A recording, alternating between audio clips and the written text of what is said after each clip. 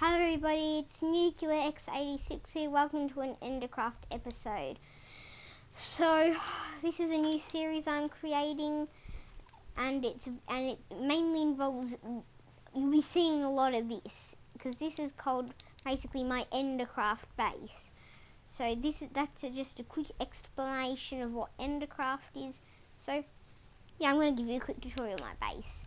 So here we have the underwater section. Taking advantage of the aquatic update, I've built this section, which I'm going to destroy that bed. We've got this and chests, like all you really need. Now I probably should mention that you'd probably want to like have your boats and hose in like this chest or in that chest, and have boats and hose for all your chests. So yeah, that's just the underwater section. Here we have a hidden smelting area, which is nicely concealed and works like a charm as well. And to back up this direction, if I were to walk up here, we have, if I were to press the button, hidden crafting bench, which, well, if this was just to be sitting here, it doesn't really suit the kind of fantasy theme I've got going on here. So I can press the button and it gets tucked away nice and neatly. Also fully functional. Off in this direction from my central beacon, which is providing me with my haste effects. Off from here we have a cobblestone generator, which is very effective and highly efficient, as you just saw. This is what it mainly looks like. It is a decent cobblestone generator. Yep, there we are, and it should regenerate. Yep, it's all regenerated nicely. Cool. So yeah, we've got glass ceiling everywhere, just so you can let all the light in. So yeah, across in this direction again, I'm gonna put a ceiling on eventually. Here, I haven't currently, though I will. I walk up here to show you the kelp farm, which I've got an empty dispenser. What you're meant to do is go grab yourself a stack of bone meal, let's say, chuck that in the dispenser, then activate this, and the automatic kelp farm's going off. This is how the kelp farm works back here. It's a tiny little repeater clock, which works neatly, and all the kelp ends up here, washes down, and heads into my sorting system. I'll get to that in a second. Now, if you're wondering what this mess of redstone is, that is all the theory for my sorting system, which I shall show you, because like this, you'd want to know how to build a sorting system. So I'll show you that in a sec. Though all the kelp gets dispensed, comes out here, and goes into the sorting system, which is pretty neat. Now the kelp farm generates 2 bits of bone meal per blow, so one full stack of bone meal gives you a total of 128 pieces of kelp. Yes, I have done the maths previously, so I'll just switch it off for now. It's all nice and working, and pop back down here into my bunker, kind of bunker. So here we have the storage system, which, well, the cobblestone generator, it doesn't actually work because it's in creative mode. The kelp farm is very good and highly efficient. The cactus farm, which hasn't been created yet. Slime farm hasn't been created. Netherwort farm, you get the idea. That farm hasn't been created. That has not been created, and the skeleton farm hasn't been created. Then we just have empty, not been selected for anything. Over here we have all the redstone contraption needs, so like dust, torches, all the activation devices and that. And each chest does actually have one of that particular item in it, so yeah. Because all the main farms, like the skeleton farms, are going to be down here, so I built a little ice transportation system down this tunnel, so like, because it's a big tunnel, so you can speed down it like this fast and end up getting to here like that quickly. It's awesome. So yeah, speeding along here, bounce across the front of my beacon. Okay, so now for how the sorting system works. I'll try to explain it as simple as I can. So this is the main generator mechanism for the sorting system. We've got bunches of repeaters and torches galore. So if I fly over, try to find somewhere suitable. Over here is good enough. How it works is, so I get a block, a couple of blocks up from my chest, let's say up here, and I grab myself my chest and go like, yeah, I want my chest down here. Yep. Oh, nice. On this block I place like this many blocks out, so 3 blocks out, then a block down like that, then this, and then a block up like that, and that is the total shape of block placement. Next, you need to grab yourself a redstone comparator, place it here. You don't need to do anything with it, just regular comparator. And then grab yourself some redstone dust, like that, and place it down on these blocks, and boom, done. Next up, grab yourself a repeater and place it in this little gap here and just have it set to 1 tick. Then grab yourself a redstone torch and place it on this block there, and that is actually the mechanism done. The only other thing you need to do is place your hoppers in. So hopper here, jump up, place a hopper here, and then a couple of blocks going like that, then like that.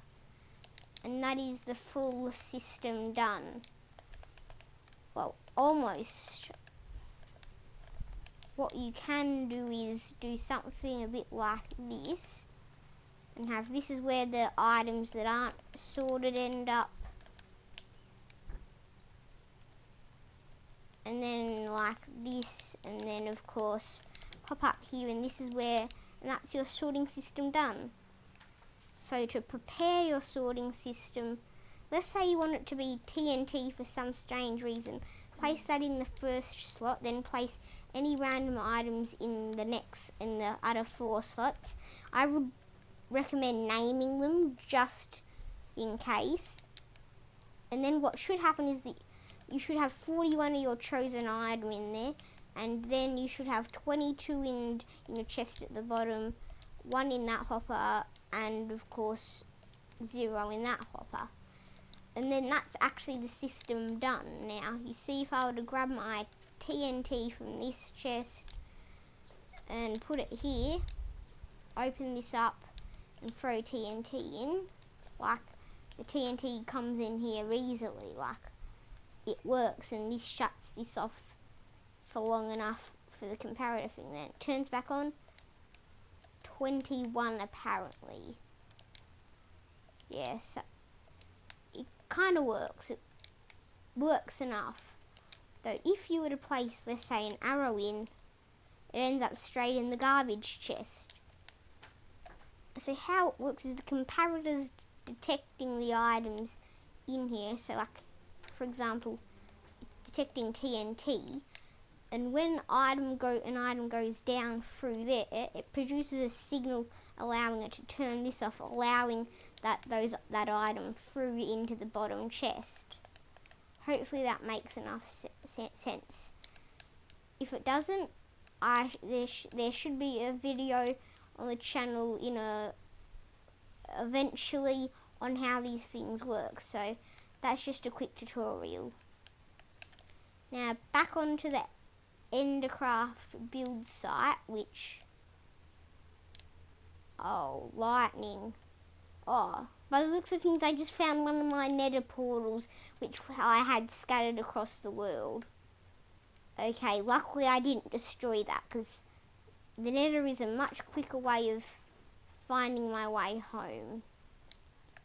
The only problem is I kind of wrecked the actual portal that I had, so I don't know how that villager got there though. Okay, I came out in my giant nether cube, which is very close to my base apparently. The world generated a portal exactly where I wanted it to, so I dare say I saw a villager here. Unfortunately for me, one of my portals is hooked up near a village, so yeah, I couldn't really avoid stuff like that happening. Okay, so now that I'm back at my base from that disastrous runoff, I can get to work. So the sorting system that I showed you, this is just giant expanded versions of it. It's got overflow protection. Yeah.